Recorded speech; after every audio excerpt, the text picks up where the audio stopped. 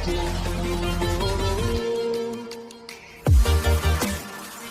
teman-teman, kita lanjut ke pembahasan selanjutnya, yaitu operasi hitung pecahan. Nah, untuk kali ini kita ke operasi penjumlahan dan pengurangan dulu. Jika penyebutnya sama, contohnya misalkan 1/2 kita jumlahkan dengan 2/2. Nah, tadi dibilang adalah penyebutnya sama. Kalau penyebutnya sudah sama, berarti kita tinggal jumlahkan pembilangnya aja. 1 tambah 2 yaitu 3/2. Seperti ini ya.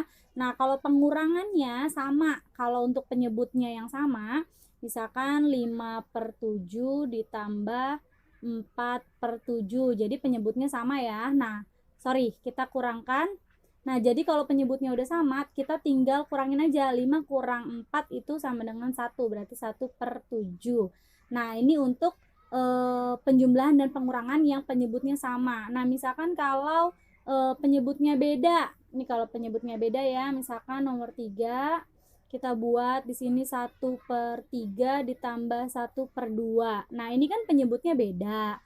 Caranya kita tinggal kalikan saja penyebutnya dulu. 3 kali 2 itu 6. Berarti kita buat di sini 6. Nah, terus kita bagi 6 bagi 3 itu 2. 2 dikali 1 2. Kita taruh di sini pembilangnya. Selanjutnya yang satunya lagi 6 bagi 2 3. 3 kali 1 3. Oke, jadi sama dengan kita tinggal jumlahkan 2 ditambah 3 itu 5/6. Jadi ingat ya, kita cukup kalikan ya penyebutnya. Setelah itu kita bagi penyebutnya, terus kita kalikan dengan pembilangnya. Nah, sekarang kalau pengurangan, sekarang ke bentuk pengurangan, operasi pengurangannya dengan penyebut yang berbeda. Berarti 1/4 kita kurang dengan 1/5. Nah, kalau penyebutnya beda, kita harus samakan dulu penyebutnya dengan cara kita kalikan. Nah, ini kita jadiin 1 juga boleh ya. 4 dikali 5 itu 20. Nah, kalau sudah kita kalikan, kita bagi satu-satu ke penyebutnya. 20 bagi 4, 5. 5 kali 1, 5. Kita kurang 20 bagi 5, 4. 4 kali 1, 4. Nah, ini tinggal dikurang aja ya. Berarti 5 kurang 4 itu sama dengan 1/20. Oke guys, selanjutnya kita akan bahas operasi hitung pecahan dalam bentuk perkalian dan pembagian. Oke, langsung aja contohnya kita coba ke perkalian dulu ya. Misalkan 2/3 dikali 1/2. Nah, untuk perkalian itu mudah banget karena kalian cukup mengkali saja, dikali pembilang dengan pembilang, penyebut dengan penyebut. Langsung aja ya, berarti 2 kali 1, 2 per penyebutnya 3 kali 2, yaitu 6. Nah, ini ya. Nah, sekarang ke pembagiannya. Ini contoh nomor 1. Nah, nomor 2, kalau pembagiannya itu misalkan 2/5 dibagi 1/5 ya. Nah, 2/5 dibagi 1/5 ini kurang jelas ya.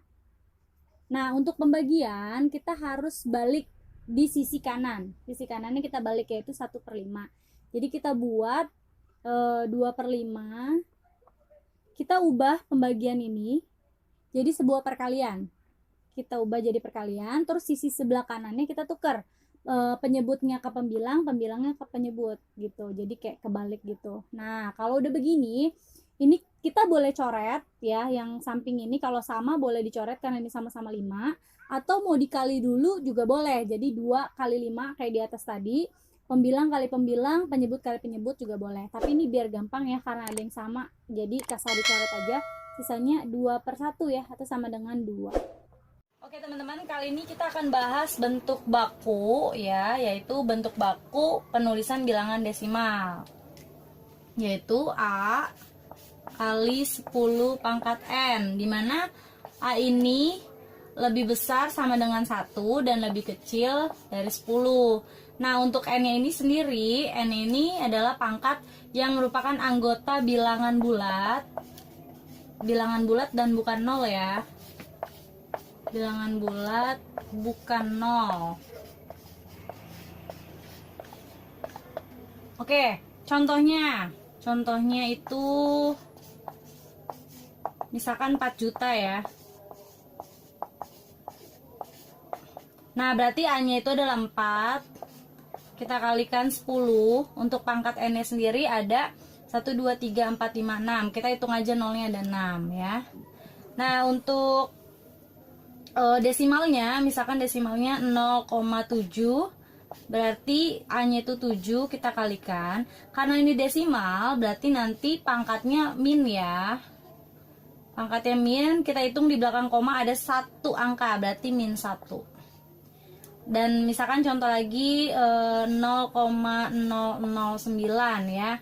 Berarti A-nya itu 9, kita kalikan 10. Pangkat N-nya itu adalah negatif karena ini desimal ya. Kita hitung di belakang komanya ada 1, 2, 3. 3 angka berarti min 3.